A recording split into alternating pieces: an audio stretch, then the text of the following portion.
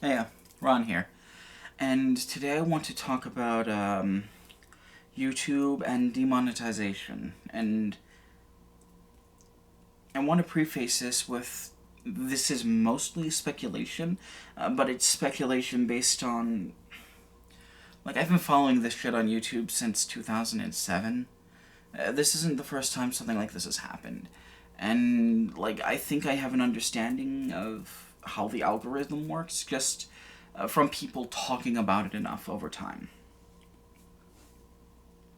So there's this thing happening where a lot of political YouTubers and a lot of quasi-political YouTubers are finding entire swaths of their videos being demonetized. Most of their videos, even. There's a video, I'm going to draw heavily from this video that I happened to watch. I can't recall the name of it. I watched it like a week ago. That inspired me to make this, because I feel like there are a lot of well, there's a lot of hard data that's useful in this video. There are also a lot of misconceptions. The primary one being that people on the left are being targeted. No. What's happening is that YouTube, the YouTube algorithm, sees all political content as being in the same bag, as being in the same wheelhouse. They see fucking me as being the same as who's a really small right-wing shitlord? I don't know. They see ContraPoints as being the same as, like, Carl Benjamin. They see Sean as being the same as Black Pigeon Speaks. They see, like, H-Bar Big Guy as being the same as Stephen Molyneux. All that content is functionally the same thing to the algorithm. And it's something that's been happening recently, is political content has been coming to the attention of the mainstream. And not in a good way.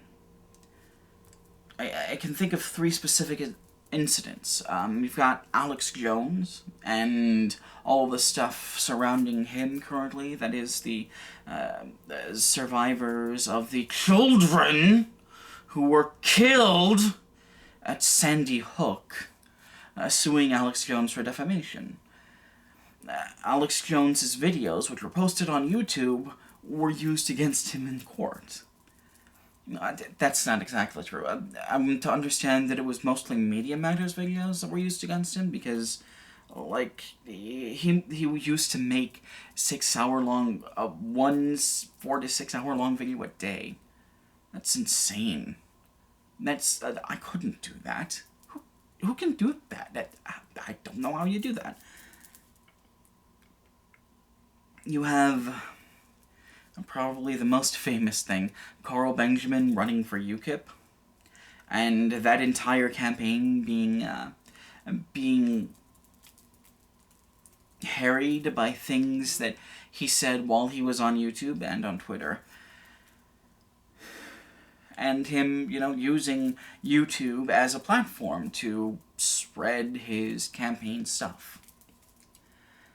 There's also the Steven Crowder and Carlos Maza incident. If you don't know about that, what happened was Carlos Maza was complaining about, specifically about Steven Crowder.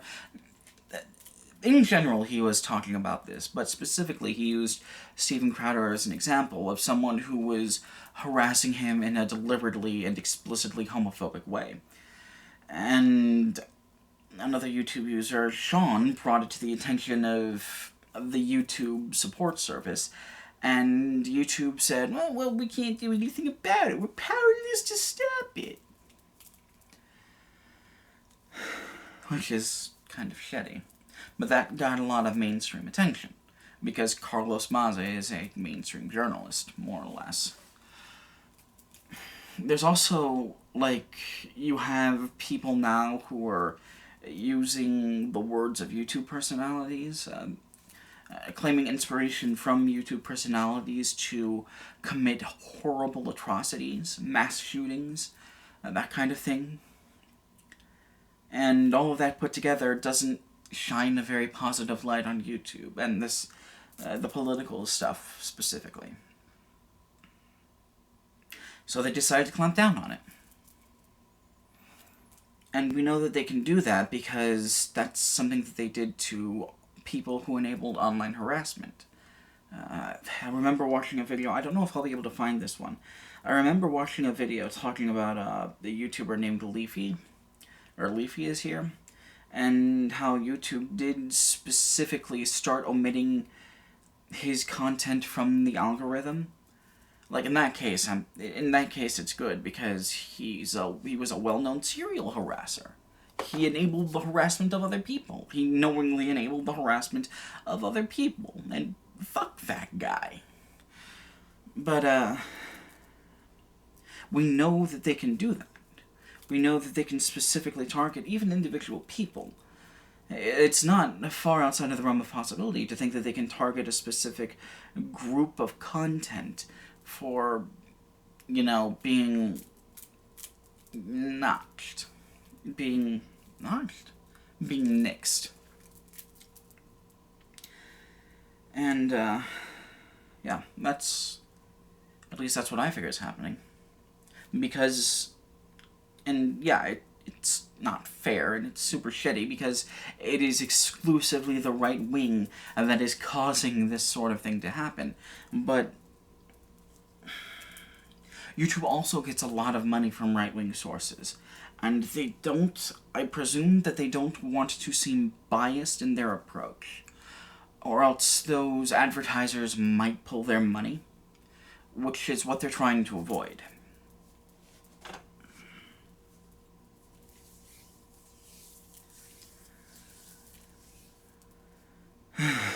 Which brings us to the problem of what we do about this, of course.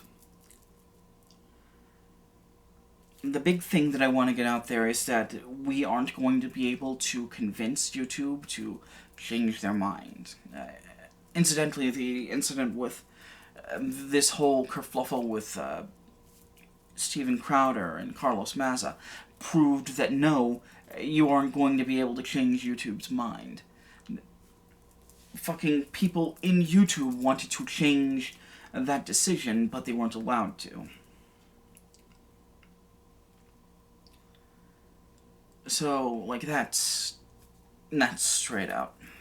You're not going to be able to change YouTube, their policies, or no amount of outcry is going to change that.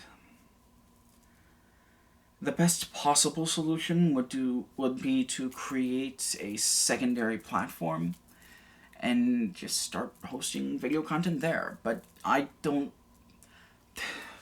Fucking people have tried doing that for almost a decade now, almost 10 years now. I remember when The Amazing Atheist tried to make his, free speech network.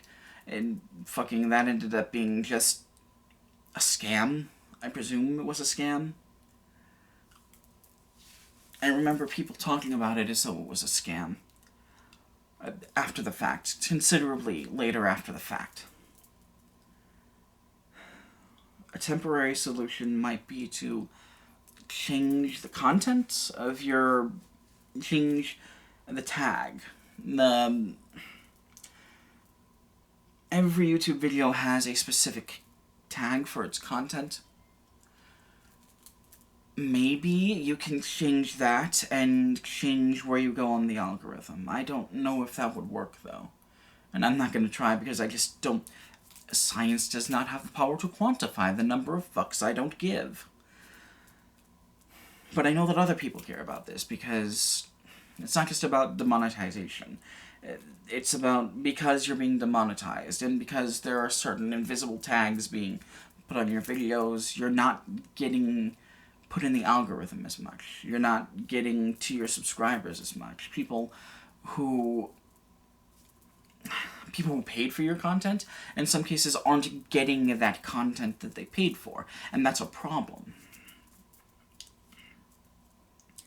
And I don't know how to fix that. I don't think it can necessarily be fixed. Not with the present leadership of Google or the Alphabet Corporation, whatever they are. Yep. Alphabet is a subsidiary. Alphabet owns Google. What happened is that Alphabet and Google got told to break up, and they broke up into the Alphabet Corp. Why am I explaining this? This doesn't matter to the...